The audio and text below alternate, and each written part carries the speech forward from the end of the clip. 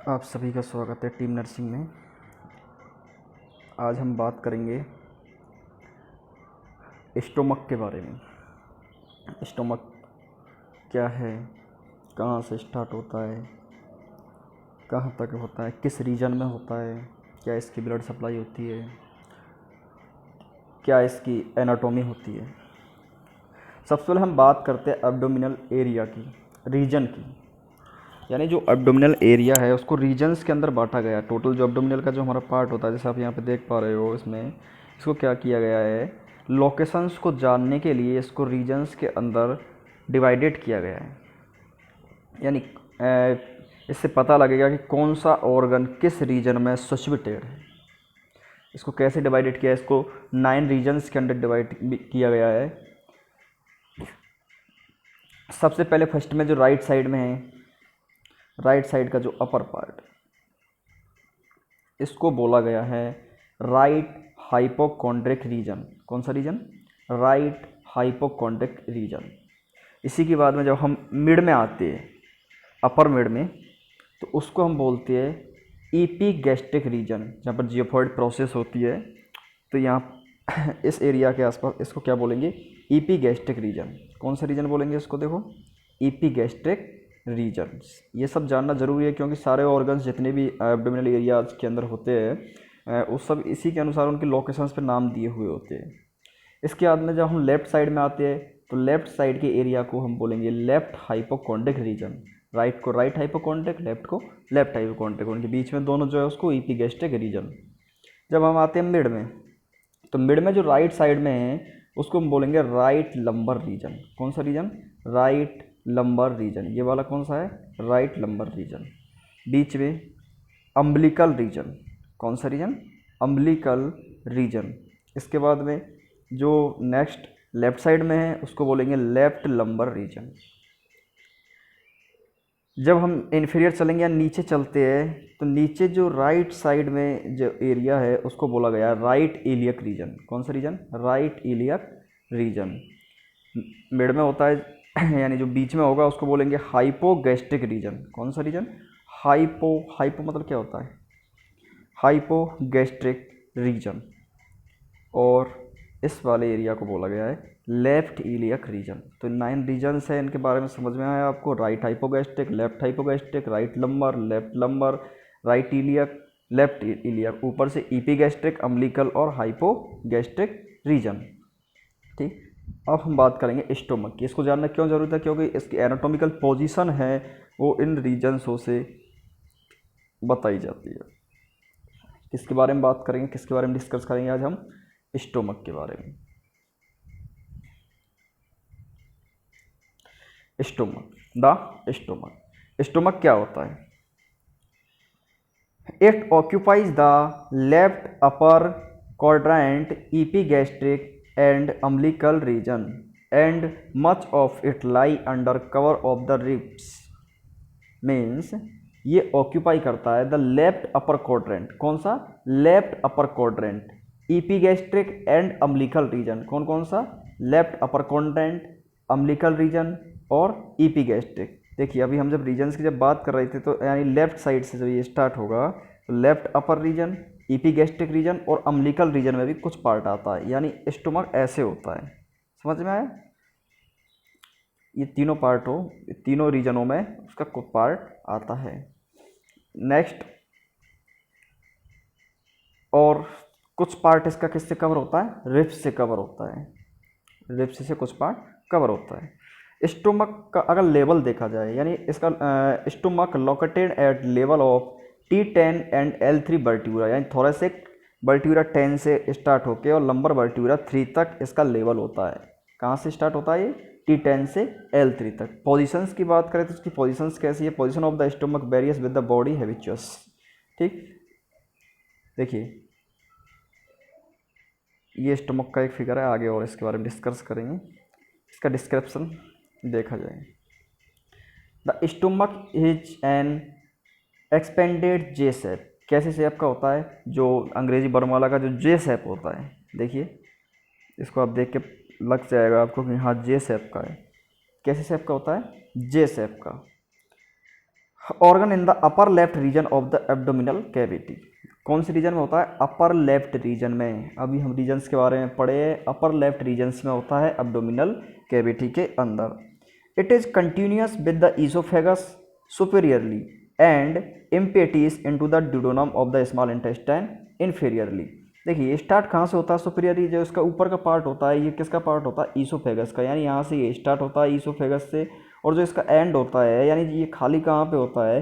ये होता है स्मॉल इंटेस्टाइन के जो फर्स्ट पार्ट होता है ड्यूडेनम के अंदर जाके ये क्या होता है? खाली होता है। It continues the mechanical and chemical digestion of the bolus after the bolus has been completely processed in the stomach, the product is called chyme. देखिए जो इसके अंदर देखिए ये कंटिन्यूस करता रहता है मैकेनिकल डाइजेशन और केमिकल डाइजेशन। मैकेनिकल डाइजेशन यानी फूड को तोड़ने का भी काम करता है ये, और उसके अलावा केमिकल से उसको मिलाने का भी काम करता है। और किसको? बोलस से। बोलस किसको बोलते हैं? जो मुंह से जो खाना खाते हैं, जो खाने का एक मांस बन के जाता है, उसको हम क्या बोलते हैं? बोलस बोलते हैं। ठीक है। और जब बोलस स्टोमक के अंदर पहुंच जाता है, उसका केमिकल और मैकेनिकल जब डाइजेशन हो जाता है, यानी उसके अंदर केमिकल्स मिल जाते हैं, और जब उसके बाद जो बोलस का जो नेक्स्ट प्रोडक्ट बनता है, एंड प्रोडक्ट बनता है, जो ड्यूडेनम के अंदर जाता है, एक रस की तरीके से जाता है ये, यहाँ पर एक स्पेंसेटर होता है, आगे बात करेंगे। तो जो बोलस आया स्टोमक में, और स्टोमक के अंदर उसको मिला के या उसकी एक प्रोसेस कर, केमिकल प्रोसेस, मैकेनिकल प्रोसेस बनने के बाद में जो भी प्रोडक्ट बनता है उसको हम बोलते हैं काइम। क्या बोलते हैं? काइम। याद रखना है, इसको कन्फ्यूज नहीं होना है। कई बार क्या मुंह से जो बोलस आता है उसको काइम बोल दिया जाता है, तो इसको हम क्या बोलेंगे? जो स्टोमक से ड्यूडेनम में जाता है उसको हम क्या बोलते हैं? काइम। इसकी एनाटॉमिकल स्ट्रक्चर दी गई है। ये इसोफेगस है, स्टोमक है, इधर ये देखो स्प्लीन, ये क्या है? स्प्लीन। इधर ये पैनक्रियाज है, इधर लीवर का पार्ट होता है, गॉल ब्लैडर होता है, लार्ज इंटेस्टाइन के कॉलम्स दिखाए गए हैं, small intestines. Organ associated with the stomach, stomach से कौन कौन से ऑर्गन है जो एसोसिएटेड होते हैं एनाटॉमिकली? एंटीरियर यानी आगे की साइड में कौन कौन से होते हैं? Left lobe of liver, liver का कौन सा लोब? लीवर के भी लोब होते हैं ना, left lobe of liver and anterior abdominal wall, यानी आगे क्या होता है? Left lobe of liver and anterior abdominal wall. ये किसके आगे होता है? स्टोमक के। पोस्टीरियर यानी उसके पीछे क्या होता है? पीछे होता है एब्डोमिनल एरोटा। क्या होता है? एब्डोमिनल एरोटा, यानी जो ब्लड सप्लाई ऊपर से थोरेसिक एरोटा, उसके बाद एब्डोमिनल एरोटा। तो एब्डोमिनल एरोटा किसके पीछे होती है? स्टोमक के पीछे होती है। Pancreas, spleen, left kidney and adrenal gland. Adrenal gland कहाँ पे होती है? लेफ्ट किडनी के ऊपर, सुपीरियरी ये सिचुएटेड होती है। देखिए यहाँ पे एक बार वापस हम चलने की कोशिश करेंगे। ये स्टोमक है, इसके पोस्टीरियरी आप पैनक्रियाज देख सकते हो, स्प्लीन जो थोड़ा थोड़ा ये बैंगनी कलर जैसा आपको दिख रहा है, और इसके पीछे होती है यहीं पे किडनी, और किडनी के ऊपर ही क्या होती है? एड्रिनल ग्लैंड होती है। सुपीरियरली बात करें यानी इसके ऊपर क्या होता है? ऊपर होता है इसके diaphragm, oesophagus and left lobe of liver. Liver कौन सा लोब? लेफ्ट लोब, और डायफ्राम और इसोफेगस। इन्फीरियर यानी इसके नीचे क्या होता है? इसके नीचे होता है transverse colon and small intestine. देखिए नीचे क्या है इसके? ट्रांसवर्स कॉलोन, यानी ये इधर से इधर जाता है, यानी राइट से लेफ्ट की ओर जा रहा है, इसको क्या बोलेंगे? Transverse colon. और क्या है इसके नीचे? Small intestine. Clear? To the left diaphragm and spleen, to the right liver and duodenum. यानी इसके लेफ्ट में क्या है? डायफ्राम एंड स्प्लीन, और राइट में क्या है? Liver and duodenum. नेक्स्ट हम बात करते हैं इसके एनाटॉमिकल रिलेशंस की, जो अभी हमने बात की है। इस तरीके से कुछ होती है। पोस्टीरियरी देखो किडनी के ऊपर एड्रिनल ग्लैंड आपको देखने को मिल रही होगी। इसके अलावा एब्डोमिनल एरोटा है, यहाँ पे स्प्लीन है, और पैनक्रियाज है, और ये ब्लैक कलर से स्टोमक बनाया गया है।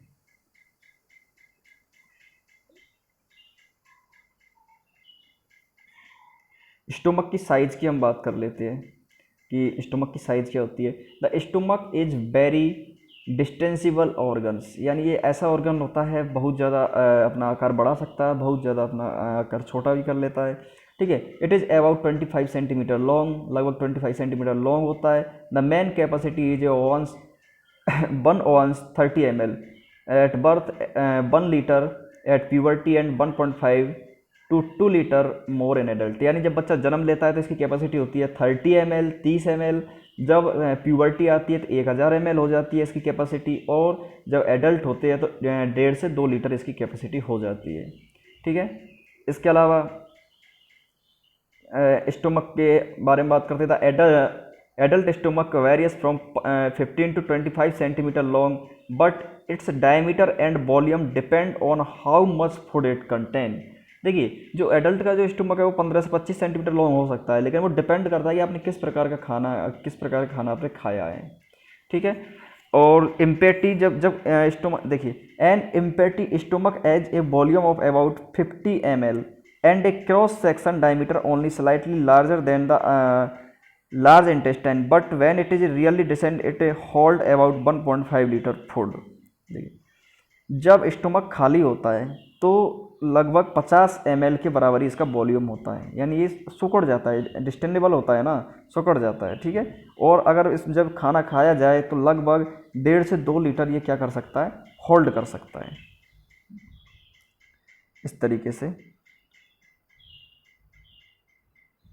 गैस्ट्रिक फीलिंग कैपेसिटी इधर दिखाई गई है।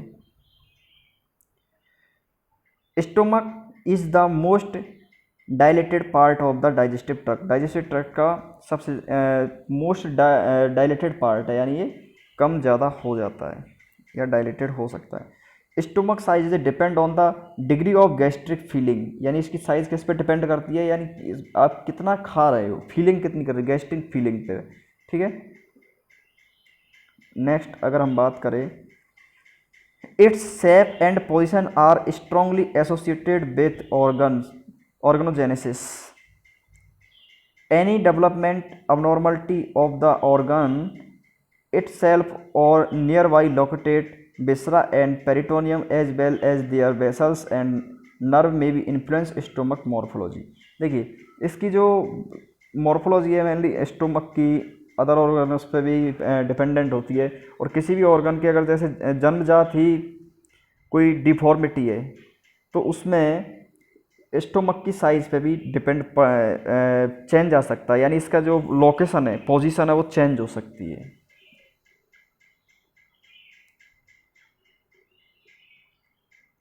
नेक्स्ट थोड़ा डीप चलने की कोशिश करते हैं। इसके अंदर 2 ऑरिफिस या फिर ओपनिंग होती है। इसकी ओपनिंग कितनी होती है, 2 ओपनिंग होती है, 2 कर्वेचर्स होते हैं, यानी 2 कर्वेचर्स और बॉर्डर्स होते हैं इसके अंदर, और 2 सरफेस होती है।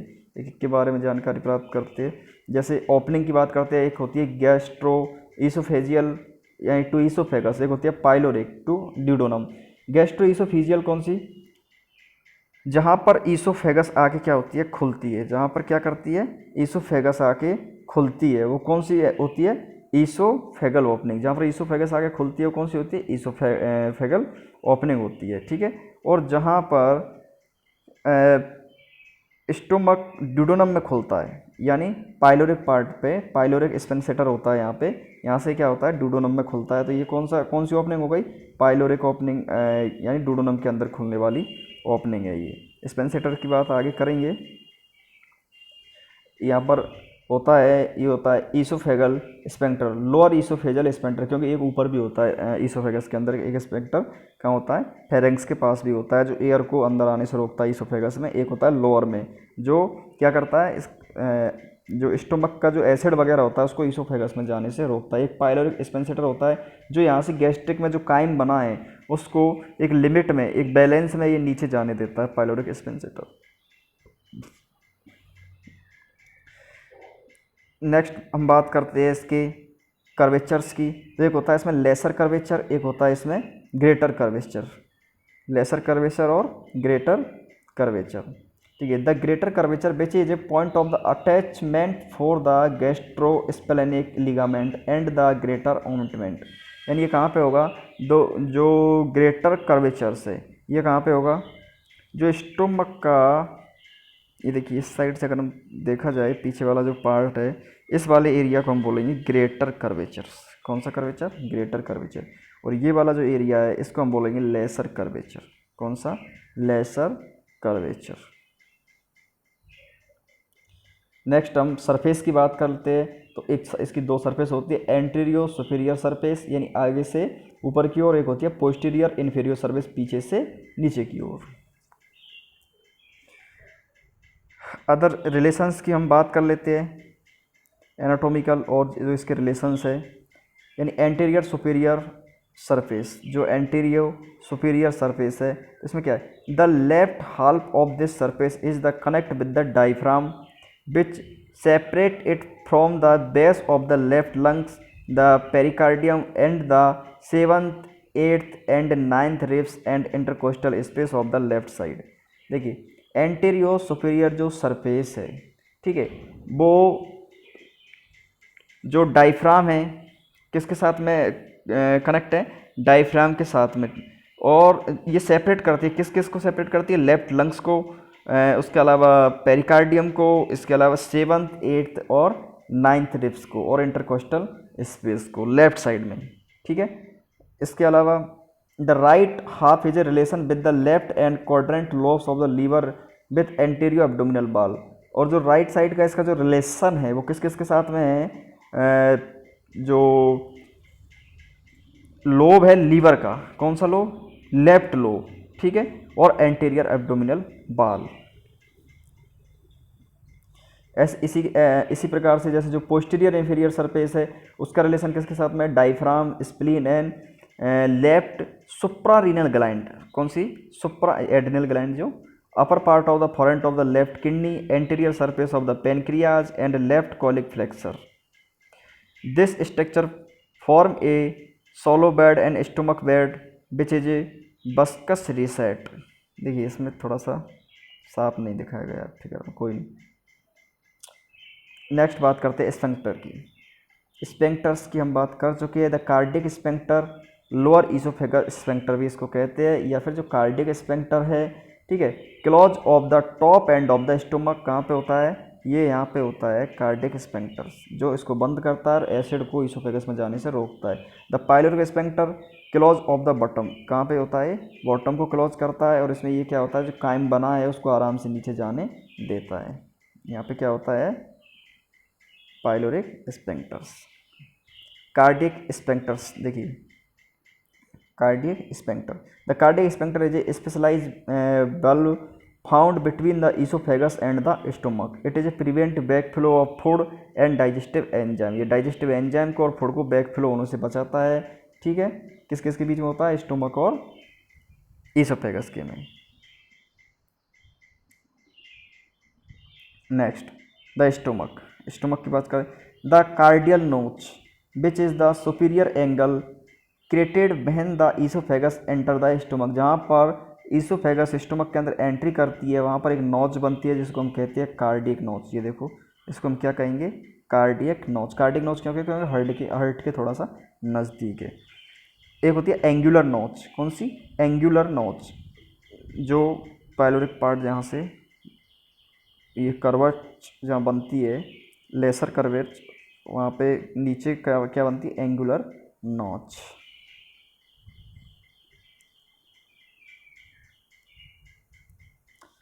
नेक्स्ट लेसर ओमनेंट और ग्रेटर ओमनेंट, इनके बारे में हम पढ़ चुके हैं। Lesser omentum attach the liver the lesser curvature, यानी लेसर कर्वेच इधर होती है तो ये इधर ही लीवर भी होता है।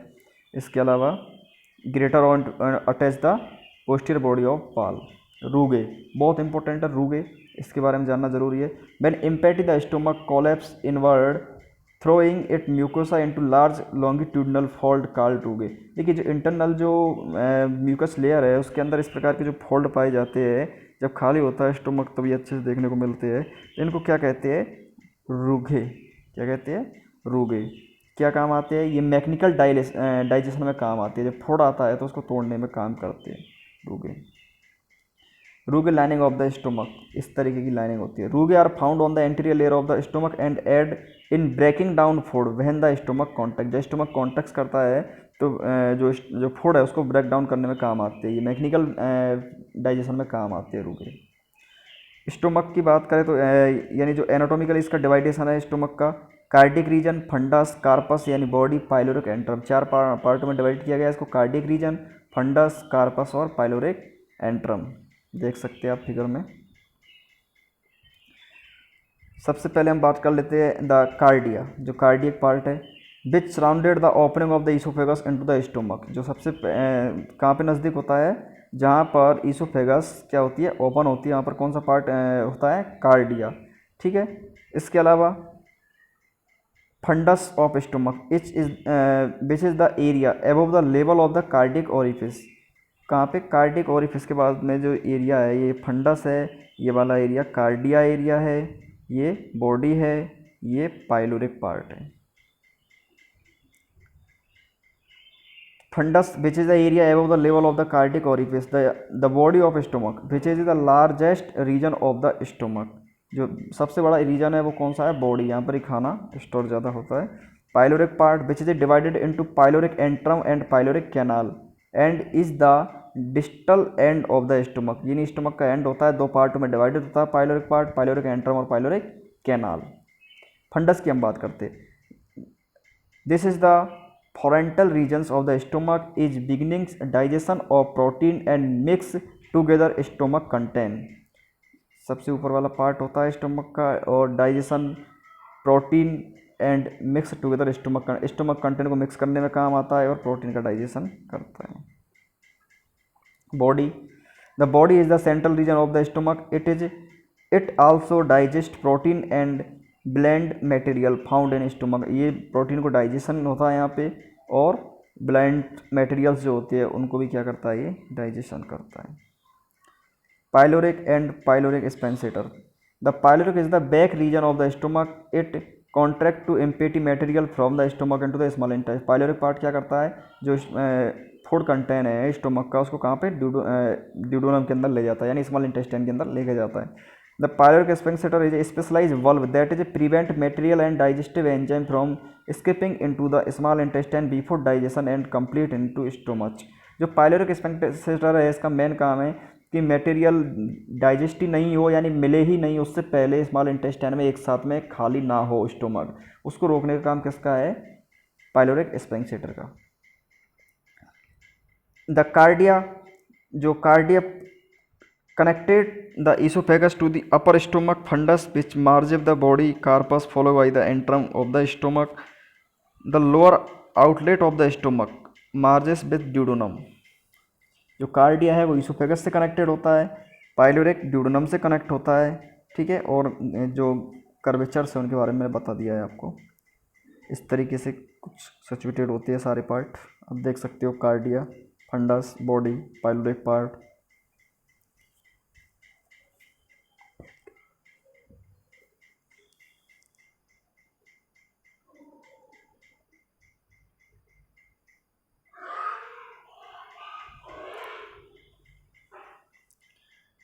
कुछ सेल्स होती है स्टोमक के अंदर, उनकी हम बात कर लेते हैं।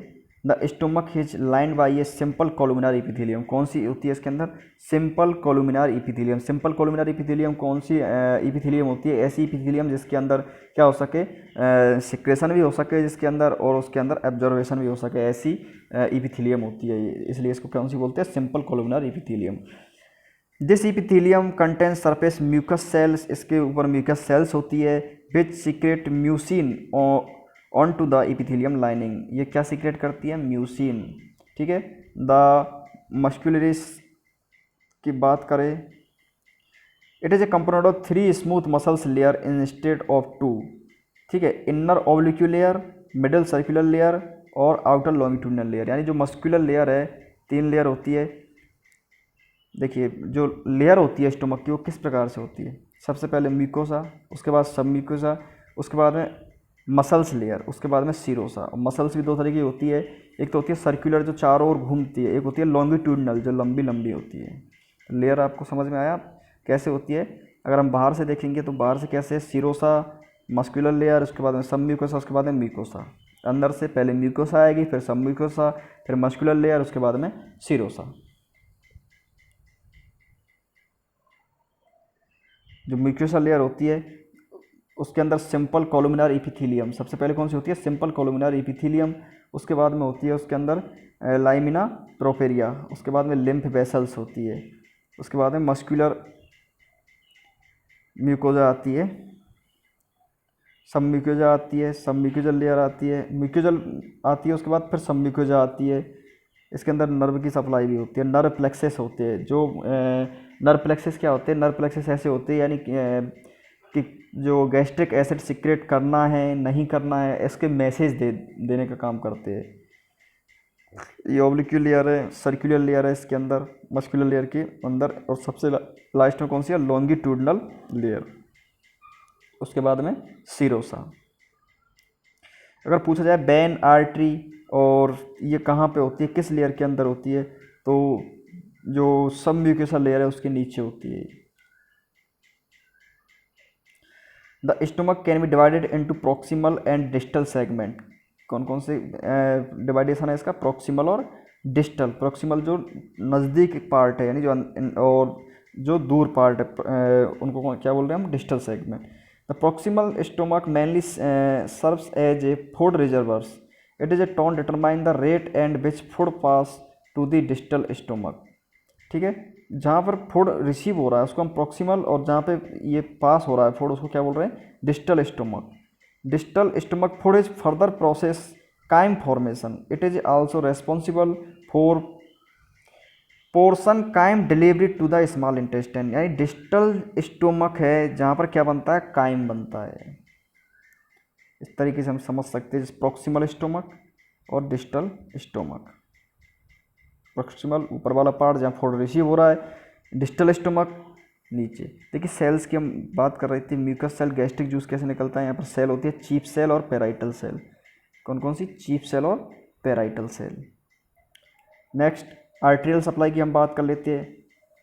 आर्टेरियल सप्लाई क्या है, तीन ब्रांच होती है, left gastric artery, splenic artery और हेप्टिक आर्टरी। देखिए left gastric artery supply the cardia of the stomach and distal oesophagus. Distal oesophagus को यानी ईसोफेगस के जो नीचे के पार्ट है उसको, और कार्डिया को कौन सप्लाई करता है, left gastric artery. Splenic artery कहाँ पर सप्लाई करती है, give rise to branch which is help supply to greater curvature of the stomach. यानी स्टोमक का जो पीछे का पार्ट हम देख रहे थे, ग्रेटर कर्वेचर, वहाँ पर कौन सप्लाई करता है, स्प्लेनिक आर्टरी। इसके अलावा ये इसकी दो ब्रांच होती है, लेफ्ट गैस्ट्रो पिपलोइक और short gastric artery. Left gastroepiploic और short gastric artery. Common hepatic और प्रॉपर हेप्टिक आर्टरी, ये कौन सी होती है, कॉमन हेप्टिक और प्रॉपर हेप्टिक आर्टरी। तो टू मेजर ब्रांचेज होती है इसकी, right gastric supply of a portion of the lesser curvature और गैस्ट्रोड्यूडेनल आर्टरी। ये कौन सी होती है, गैस्ट्रोड्यूडेनल आर्टरी। कुछ इस तरीके से होती है arterial supply. Short gastric artery, splenic artery इस साइड में करती है, left gastro equilibrium greater curvature and omentum ये पीछे की साइड करती है। सुपीरियर पेनक्रियाटोड्यूडेनल इस साइड में करती है, ड्यूडेनम की साइड में। गैस्ट्रोड्यूडेनल यहाँ भी ड्यूडेनम की साइड में करती है, राइट गैस्ट्रिक। इसके अलावा सीलियक ट्रंक से के पास में हेप्टिक आर्टरी निकलती है, ये भी थोड़ा सा सप्लाई देती है। और इसके अलावा ईसोफेजियल ब्रांचेज भी कुछ सप्लाई देती है, यानी कई आर्टरी मिलकर इसको स्टमक को क्या करती है, ब्लड सप्लाई करती है। इसके अलावा इसके वेनस ड्रेनेज कौन करता है, venous drainage parallels arterial supply होती है। कौन सी, parallel arterial supply. Right and left gastric vein, इसके अलावा राइट गैस्ट्रो पिपलोनिक ड्रेन, इसके अलावा लेफ्ट गैस्ट्रो पिपलोनिक ड्रेन। ये सब क्या होती है, वेन्स होती है जो स्टमक से वापस ब्लड को लेके जाती है। कुछ इस तरीके से होती है। इसी प्रकार से लिम्फ ड्रेनेज, अलग अलग साइड अलग अलग लिम्फ ड्रेनेज होता है। Supra pyloric group of the nodes, supra gastric group of node, इसके अलावा पेनक्रियाटो ग्रुप ऑफ नोड्स। इस तरीके से क्या होती है, स्टमक के अंदर लिम्फ ड्रेनेज होता है। जैसे enter portion of the greater curvature drain into the sub pyloric and omental nodal group. देखिए एक बार लिम्फ क्या होती है, lymph from the proximal portion of the stomach drain along the lesser curvature first drain into superior gastric lymph node surrounding the left gastric artery. ये आर्टरियों के साथ में चलने वाली एक सप्लाई होती है। नेक्स्ट फंक्शंस की बात करें तो क्या क्या फंक्शन करता है, digestion, produce acid, reserve food, slow food entering intestine, help the vitamin absorption. यानी ये डाइजेशन भी करता है, एसिड भी बनाता है स्टोमक, इसके अलावा फूड को स्टोर भी करता है, अबाउट 4 आवर्स से स्टोर करता है। इसके अलावा जो इंटेस्टाइन है उसमें एक साथ भोजन नहीं जाए पूरा, तो उसको भी पाइलोरिक एक्सपेंसेटर द्वारा रोकता है। इसके अलावा ये हेल्प करता है विटामिन्स को, विटामिन B12 को एब्जॉर्ब करने में, ठीक है। क्योंकि यहाँ पर इंट्रेंसिक फैक्टर होते हैं। कौन से फैक्टर होते हैं? इंट्रेंसिक फैक्टर, जो हेल्प करते हैं विटामिन बी12 को एब्जॉर्व करने में। काइम के बारे में हम एक बार, काइम किसको कहते हैं एक बार इसके बारे में जानें। Solid food remain in the stomach until it has been broken down into small particles and suspended in chyme. जिसका डायमीटर कितना हो जाए 1 mm से कम हो जाए उसको हम काइम बोलेंगे। The chyme then passes to the duodenum. Chyme कहाँ जाता है? ड्यूडेनम के अंदर। This time require for 50% of the ingested volume to leave the stomach various for the instant. यानी जितना हमने खाया है, जितना फूड हमने खाया उसका लगभग 50% तो स्टोमक के अंदर वहाँ पे आधा हो जाता है सीधा सीधा। इसके अलावा 10 से 20 minute for water and stomach के अंदर देखिए कैसे कैसे रुकता है। जो पानी है कितनी देर रुकता है? 10 से 20 मिनट। और खाना कितनी देर? 1 से 4 घंटे। Carbohydrate, protein, fats etc। Indigestible substance, bone fibres, foreign bodies do not leave the stomach during the digestive phase. ये कैसे होते हैं? इनडाइजेस्टिव सब्सटेंस होते हैं, फाइबर्स, फॉरेन बॉडीज, और इसके अलावा ये यहाँ पर डाइजेस्ट नहीं होती। Special contraction wave called migrating motor complex pass through the stomach and small intestine roughly every 1 hours during the ensuing interdigestible phase and determined by intrinsic biological clock। इसके अंदर क्या होता है? कॉम्प्लेक्स होता है एमएमसी कॉम्प्लेक्स। कौन सा complex? MMC complex, जिसके अंदर बार बार क्या आते रहते हैं? कॉन्ट्रैक्शन आते रहते हैं। इसके अलावा पेरिस्टलाइटिक मूवमेंट होता है, जिससे खाना आगे जाता है। जैसे खाना क्या होता है? आगे जाता है। The peristaltic wave transport indigestible substance from the stomach and bacteria from the small intestine to the large intestine. यानी ऐसा खाना जो स्टोमक के अंदर डाइजेस्ट नहीं हो सका है उसको पेरिस्टलाइटिक मूवमेंट के द्वारा कहाँ पे भेज दिया जाता है? स्मॉल इंटेस्टाइन के अंदर। बाल्स की बात करें, the wall of the stomach has several layer of smooth muscles. There are 3 layer of the muscles when food is present. The muscles work together to churn the content of stomach. यानी जो muscles होती है वो क्या काम करती है? Contraction करके फूड को मैकेनिकल डाइजेशन करने का काम करती है। ठीक है। और लेयर्स के बारे में हम पढ़ चुके हैं पहले ही, कौन कौन सी लेयर होती है। गैस्ट्रिक एंजाइम्स की हम बात कर लेते हैं। जो गैस्ट्रिक फ्लूइड होता है वही केमिकल डाइजेशन करता है स्टोमक के अंदर। गैस्ट्रिक एंजाइम की बात करते हैं, पेप्सिन होता है। कौन सा होता है? Pepsin split complex protein molecules into the shorter chain of amino acid. यहाँ पर पेप्सिन होता है जो किसको काम करता है? प्रोटीन को तोड़ने में काम करता है। एक होता है हाइड्रोक्लोरिक एसिड यानी HCl होता है जो क्या करता है? बैक्टीरियाज को मारने का काम करता है। HCl क्या करता है? पेप्सिन क्या करता है? प्रोटीन को डाइजेस्ट। HCl क्या करता है? बैक्टीरियाज को मारने का काम करता है। कहाँ? ये गैस्ट्रिक एंजाइम्स के होते हैं।